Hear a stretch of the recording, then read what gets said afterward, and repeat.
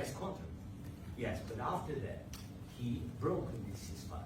He killed our people, and he didn't exchange prisoners. We signed the exchange of prisoners, but he didn't do it.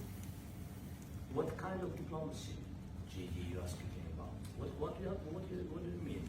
I'm talking about the kind of diplomacy that's going to end the destruction of your country. Yes, but if you Mr. President, with respect, I think it's disrespectful for you to come to the Oval Office and try to litigate this in front of the American media. Right now, you guys are going around and forcing conscripts to the front lines because you have manpower problems. You should be thanking the President for trying to bring it into this conflict. Have you ever been to Ukraine? Did you see what problems we have?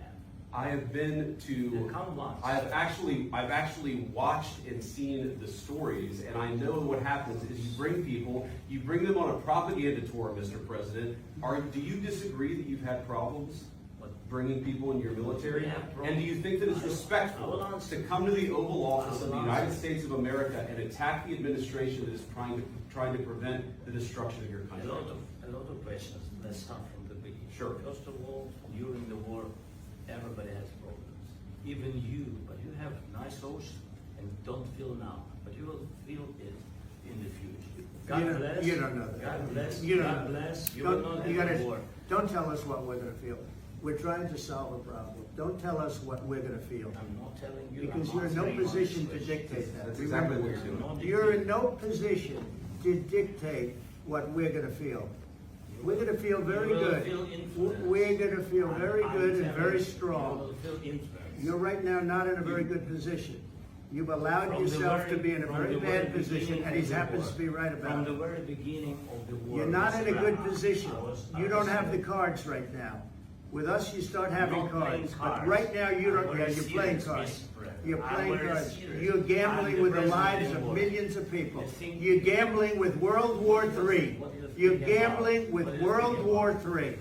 And what you're doing is very disrespectful to the country, this country, that's backed you far more than a lot of people said they should have. Have you said thank you once? This entire meeting? No, in this entire meeting, you said thank you. You went to Pennsylvania and campaigned for the opposition in October. Offer some words of appreciation for the United States of America and the president who's trying to save your country. Please, you think that if you will speak very loudly about the war, He's not speaking loudly. He's not speaking loudly. Your country is in big trouble. Wait a minute. No, you've done a lot of talking.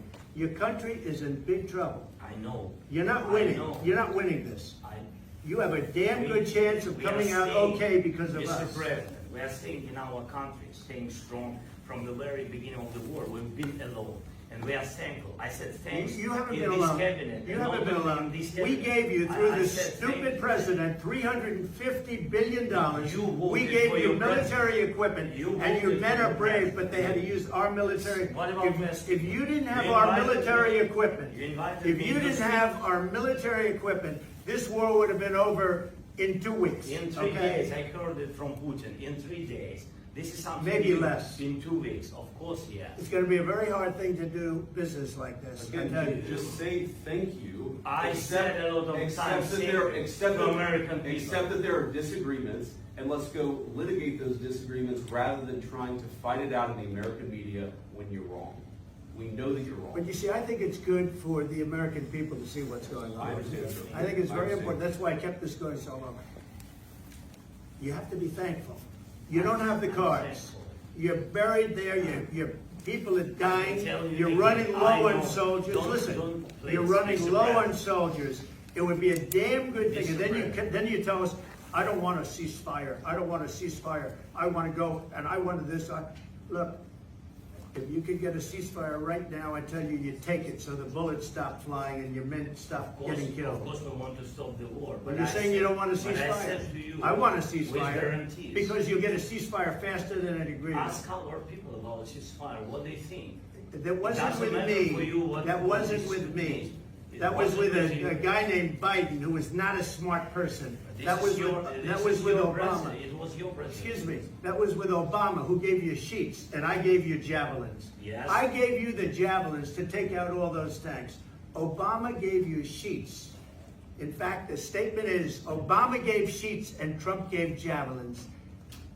You got to be more thankful. Because let me tell you, you don't have the cards. With us, you have the cards. But without us, you don't have any cards. One more question to this